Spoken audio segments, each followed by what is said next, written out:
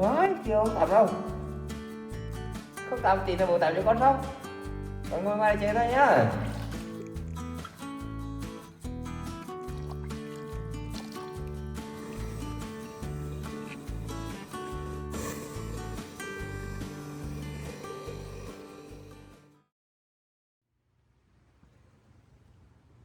Hả? Con chơi ngoài đường lại làm gì? Con chơi đâu rồi lại làm gì con? Ừ? Đấy.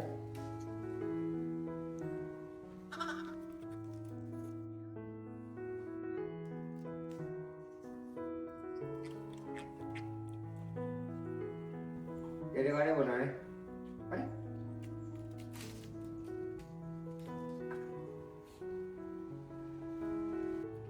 Thì bố đi lấy lá trầu không về tắm cho bố na nhá. Bố lấy về nấu được xong cho bố na ngủ gần dậy đấy. Được tắm cho em chứ. Từ em người bác sĩ bảo là phải tắm nước lá đấy. Xong rồi con bác sĩ khi nào có của bác sĩ gọi được nên lấy về bố em. Đấy. Đấy nhá.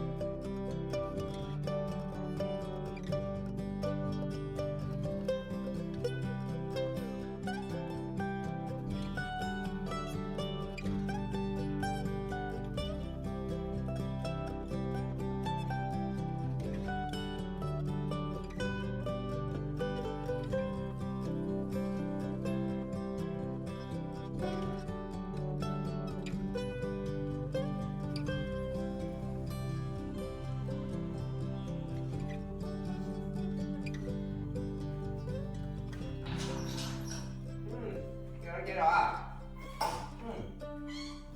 Nào đi vào đi, vào trong này để ta nấu được cái con bún ná cho đi tắm cho bún ná.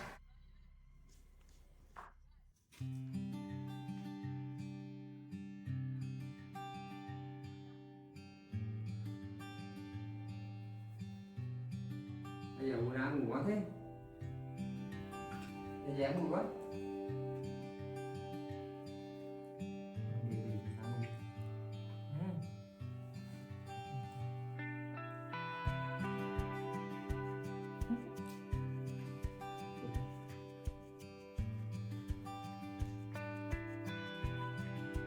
Ôi trời,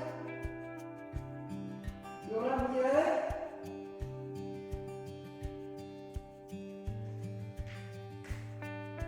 Ê chìa, chuẩn bị đôi cho bún ná đấy hả? Con một tẩm bún ná đấy hả? Yêu giỏi thế nhỉ? À, rồi, vậy thì để tháo đấy nhá, để bố đi nấu được xong thì là tẩm bún ná đấy nhá. Ừ? Con nấu nôi đến đấy hả? Ôi giỏi quá, nào đi vào lửa đi, tẩm nhá. Lửa nhá.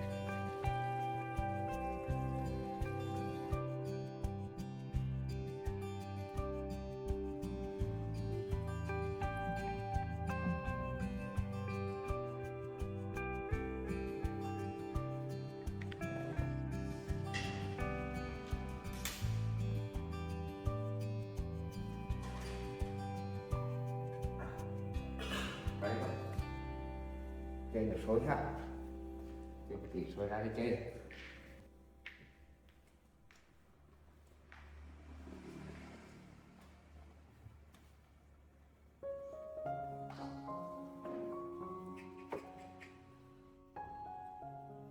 Tay sao á?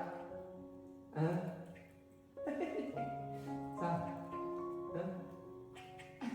Được sao này? Đây sao đó? Mình theo cái bùn kêu ơi, kêu đứng lên coi này.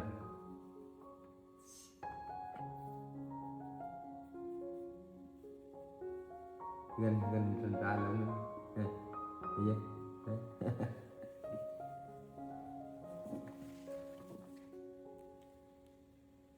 Được rồi đấy.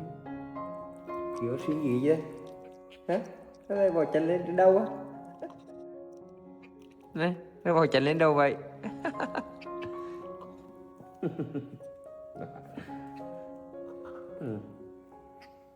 Thì bố vào xem cái bữa nay gì nhá. Nói đó.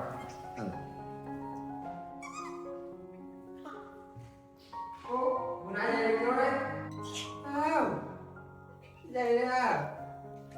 Ồ, đi tắm nào. Đi tắm được là bác sĩ chỉ đơn nhá, là cho không á. Vô bữa nay dậy nè. Rồi kéo là bữa nào ra.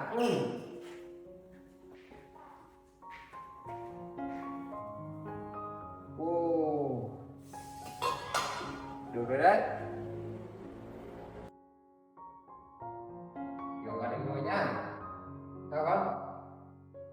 Bữa nào vào đây này, vào đây chơi kêu tí để bổ sung bổ phát được nhá, đi theo bổ nóng lắm nhá.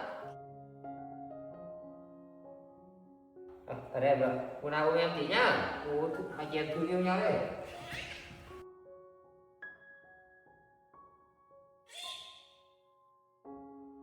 Chào em nhá.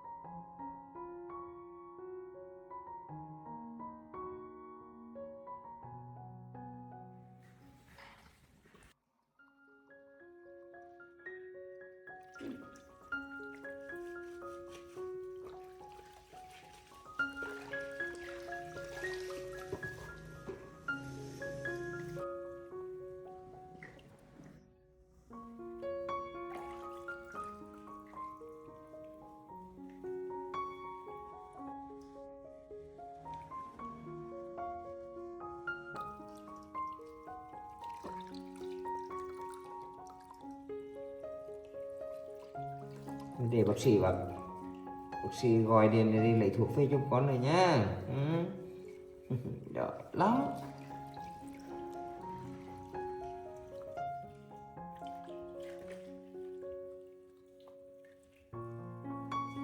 Đấy, chưa không tắm đâu.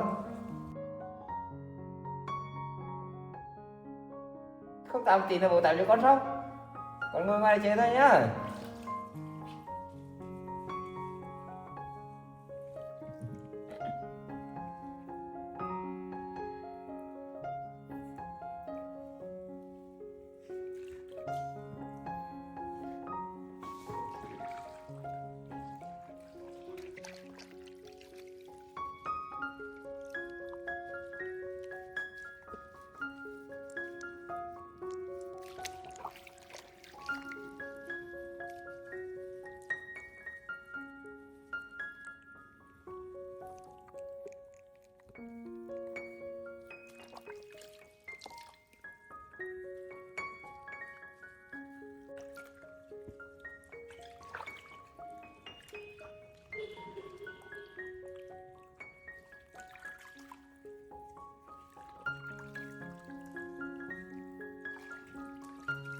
Chịu khổ nhá. Tận lên đây nè. Chà.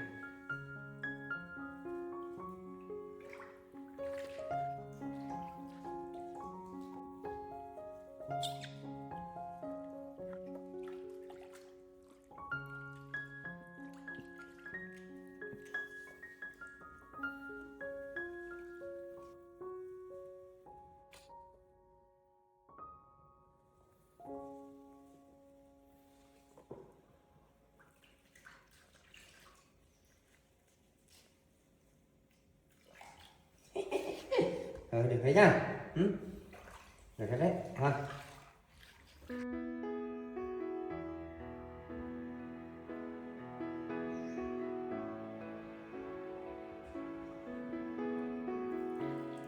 Được cái Luna nhá.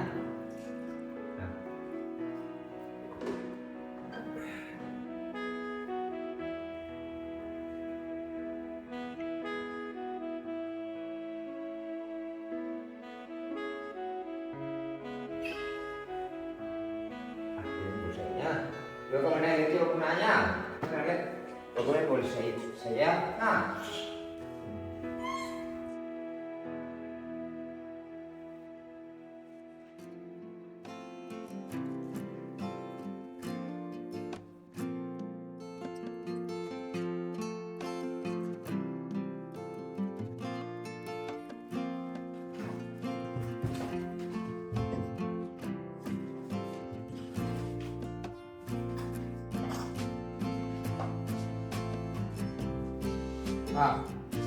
Rồi nha, con qua đây, con qua đây.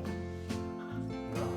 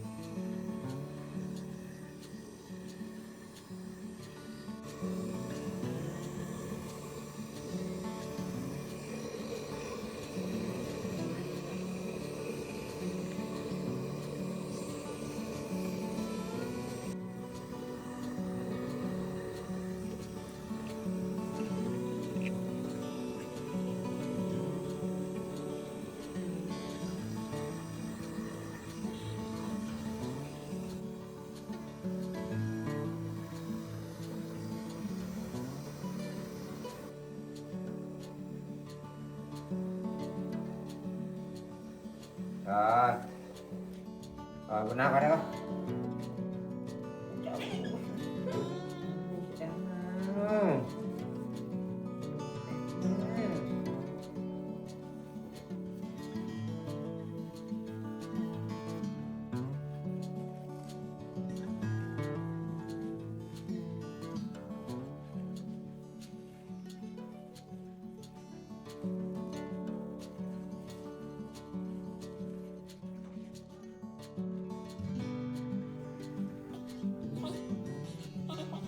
Bố biết rồi bố mang cho em nhá.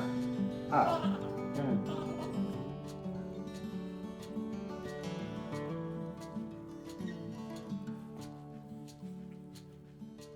Đây rồi. Đây rồi con đấy.